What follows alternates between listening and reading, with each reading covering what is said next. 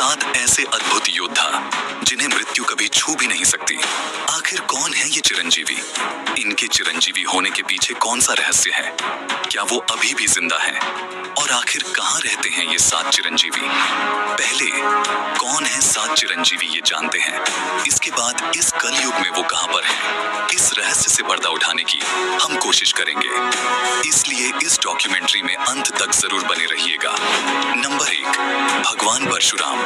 भगवान परशुराम श्री विष्णु के एक अवतार के रूप में माने जाते हैं। उनका जन्म ऋषि जमदग्नि और उनकी पत्नी रेणुका के घर हुआ था। परशुराम नाम का अर्थ है परशु, यानी कुल्हाड़ी धारण करने वाले राम। वे जन्म से ब्राह्मण थे, लेकिन उन्होंने क्षत्रियों के विरुद्ध युद्ध किया था। जब उनके पिता ऋषि जमदग्नि का अपमान हुआ तो परशुराम ने प्रण लिया कि वे अत्याचारी क्षत्रियों का संहार करेंगे। अपने इस संकल्प को पूरा करते हुए उन्होंने 21 बार इस धरती को क्षत्रिय विहीन कर दिया था। उन्होंने अपने जीवन को अन्याय और अराजकता का अंत करने के लिए समर्पित किया था, जिससे प्रसन्न होकर महादेव ने उन्हें चिरंजीवी होने का वरदान दिया था। ऐसा माना जाता है कि परशुराम आज भी धरती पर जीवित है। नंबर 2, अश्वत्थामा। अश्वत्थामा का नाम हिंदू पौराणिक कथाओं में एक रहस्यमय योद्धा के रूप में आता है। महाभारत के प्रमुख योद्धाओं में से एक अश्वत्थामा को अपनी अपार शक्ति, शौर्य और ज्ञान के लिए जाना जाता है। लेकिन उनकी कहानी केवल एक महान योद्धा की नहीं है। यह कहानी है अमरता, श्राप और अनंत पीड़ा की। अश्वत्थामा महाभारत के महान गुरु द्रोणाचार्य के पुत्र थे। कौरव और पांडवों के साथ साथ गुरु द्रोण ने अपने पुत्र अश्वत्थामा को सभी अस्त्रों का ज्ञान दिया।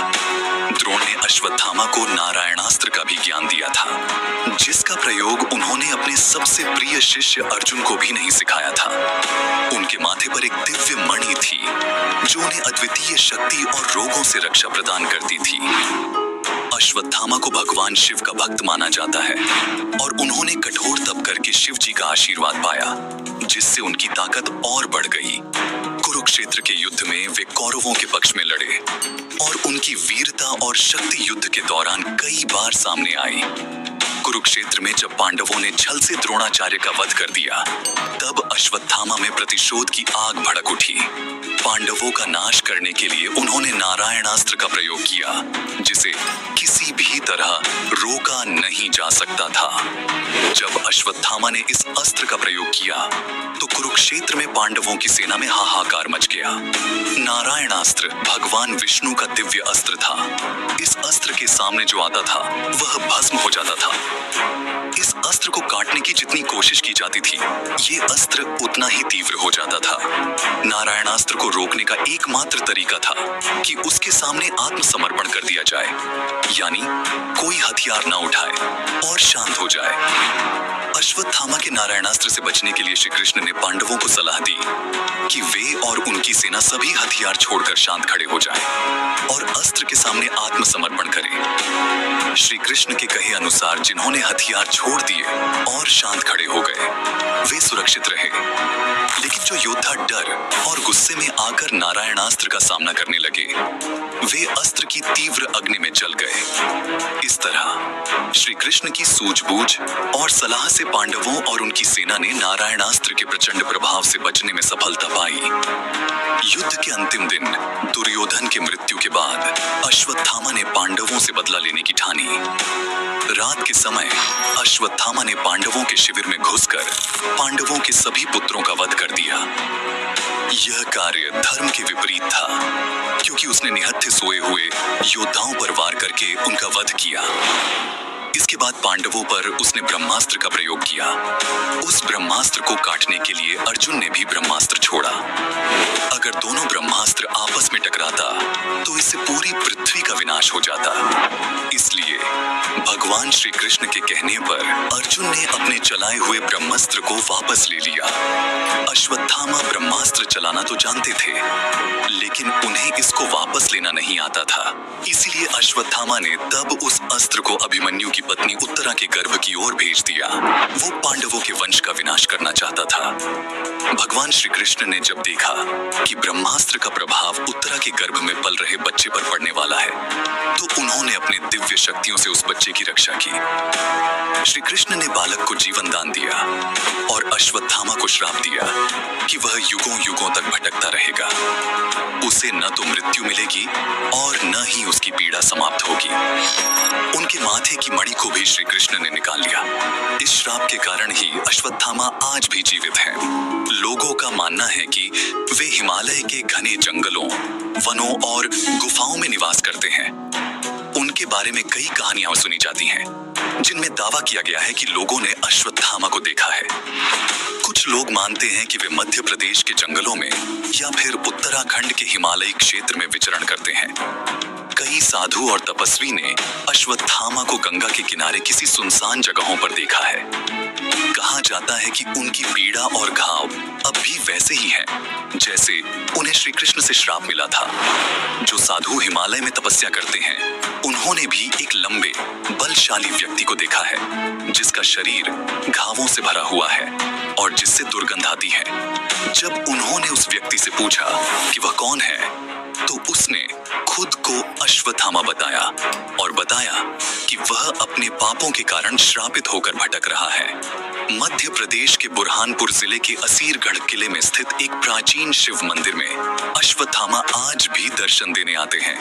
कहा जाता है कि वो हर सुबह इस मंदिर में पूजा करने आते हैं और भगवान शिव को फूल चढ़ाते हैं। इस मंदिर के पुजारियों का कहना है कि कई बार लोगों ने सुबह सुबह मंदिर में फूल और ताजे जल के चढ़ावे देखे हैं, जबकि रात में वहां कोई नहीं जाता। अगर आपको ये वीडियो पसंद आ रहा है तो कृपया इसे लाइक और चैनल को सब्सक्राइब जरूर करें। इसमें आपका ज्यादा समय नहीं लगेगा, पर इससे हमें ऐसे और वीडियो बनाने की प्रेरणा मिलती है। नंबर 3, कृपाचार्य। कृपाचार्य को हिंदू धर्म के 7 चिरंजीवियों में गिना जाता है। उनके पिता का नाम शरद्वान और माता का नाम जनपदी था। उनका जन्म एक विशेष परिस्थिति में हुआ था। जब शरद्वान ऋषि गहन तपस्या कर रहे थे, तब इंद्रदेव ने उनकी तपस्या को भंग करने के लिए एक अप्सरा को भेजा। इस कारण शरद्वान की तपस्या भंग हुई और उनके धनुष से 2 संतानें प्रकट हुईं, एक लड़का और एक लड़की। इस लड़के का नाम कृप और लड़की का नाम कृपी रखा गया। कृपाचार्य को हस्तिनापुर के राजा शांतनु ने अपनाया और उनका लालन पालन राजकुमारों की तरह हुआ। कृपाचार्य एक महान गुरु और आचार्य थे, जिन्होंने न केवल युद्ध कला बल्कि धर्म और नीति की भी शिक्षा दी। वे पांडवों और कौरवों दोनों के गुरु रहे। महाभारत के युद्ध में कृपाचार्य ने कौरवों का साथ दिया। कौरवों के पक्ष में होने के बावजूद उन्होंने हमेशा धर्म का पालन किया, जिससे संतुष्ट होकर भगवान श्री कृष्ण ने उन्हें अमृता का वरदान दिया था। कुरुक्षेत्र युद्ध के बाद जब कौरवों की सेना पूरी तरह से नष्ट हो गई, तब कृपाचार्य कुछ गिने चुने बचे हुए योद्धाओं में से थे। चिरंजीवी होने के कारण वे आज भी इस धरती पर मौजूद हैं। पुराणों के अनुसार कृपाचार्य आज भी ऋषियों के बीच रहते हैं और धर्म और शिक्षा का प्रचार करते हैं। नंबर 4, महर्षि वेदव्यास। महर्षि वेदव्यास भारतीय पौराणिक कथाओं के महान ऋषियों में से एक हैं। उनका जन्म द्वापर युग में हुआ था और वे ऋषि पराशर और सत्यवती के पुत्र के रूप में जाने जाते हैं। वेदव्यास ने वेदों को 4 भागों में विभाजित किया, जिससे वेदों का अध्ययन और अधिक सरल हो गया। इसके अलावा उन्होंने महाभारत की रचना की। उनके ज्ञान और साधना से प्रसन्न होकर उनके पिता ऋषि पराशर ने उन्हें अमर होने का वरदान दिया था। इसके अलावा वो अपने दिव्य दृष्टि से भूत, वर्तमान और भविष्य को देखने में सक्षम थे। नंबर 5, राजा बलि। असुर राज बलि महर्षि प्रहलाद के वंशज थे और वे एक धर्मप्रिय और दानी राजा थे। अपने पराक्रम और भक्ति के बल पर उन्होंने तीनों लोकों पर विजय प्राप्त कर ली थी और इंद्र लोक भी जीत लिया था। इससे इंद्र और अन्य देवता बहुत चिंतित हो गए और उन्होंने भगवान विष्णु से सहायता मांगी। भगवान विष्णु ने देवताओं की रक्षा के लिए वामन अवतार लिया। वे एक बौने ब्राह्मण का रूप धारण कर बलि के यज्ञ स्थल पर पहुंचे, जहां बलि ने उनका स्वागत किया। वामन भगवान ने बलि से केवल 3 पग भूमि का दान मांगा। बलि ने विनम्रता से इसे स्वीकार कर लिया, लेकिन उसके गुरु शुक्राचार्य ने चेतावनी दी कि यह साधारण ब्राह्मण नहीं बल्कि स्वयं विष्णु है, जो बलि की शक्ति और साम्राज्य को समाप्त करने के लिए आए हैं। बलि ने अपने गुरु की चेतावनी को नजरअंदाज कर दिया और वचन निभाने का संकल्प लिया। जब बलि ने वामन को 3 पग भूमि दान कर दिया, तब भगवान वामन ने विशाल रूप धारण कर लिया।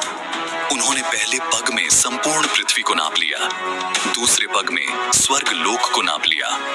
तीसरे पग के लिए जब बलि के पास कुछ भी नहीं बचा, तो बलि ने अपने आप को भगवान के सामने समर्पित कर दिया और भगवान से कहा कि वे अपना तीसरा पग उनके सिर पर रख लें। बलि की इस त्याग और वचन पालन से भगवान विष्णु बहुत ही प्रसन्न हुए। उन्होंने बलि को आशीर्वाद दिया और उन्हें पाताल लोक का राजा बना दिया। साथ ही उन्हें चिरंजीवी होने का वरदान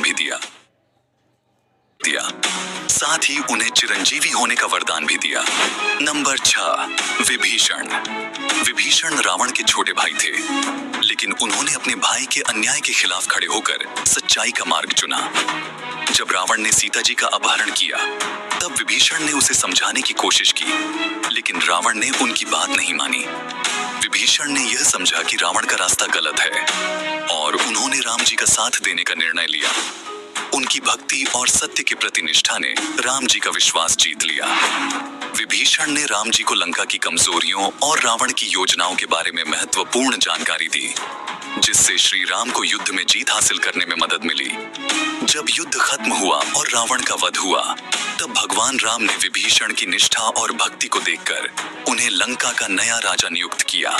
इसके साथ ही राम जी ने विभीषण को अमरत्व का वरदान दिया, जिससे वे चिरंजीवी बन गए। नंबर 7, हनुमान जी। हनुमान जी को भगवान शिव का अवतार माना जाता है।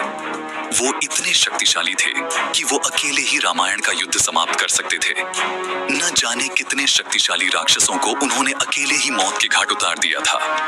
रामायण के युद्ध में हनुमान जी ने सीता माता की खोज कर उन्हें भगवान राम का संदेश पहुंचाया था। उन्होंने लंका में आग लगाकर रावण के घमंड को चूर चूर कर दिया था। लक्ष्मण जी के मूर्छित होने पर उन्होंने ही संजीवनी बूटी लाया था। जब राम भक्त हनुमान जी ने अशोक वाटिका में माता सीता को श्री राम का संदेश दिया था, तब माता सीता ने उनकी भक्ति और साहस के कारण उन्हें अमर होने का वरदान दिया था।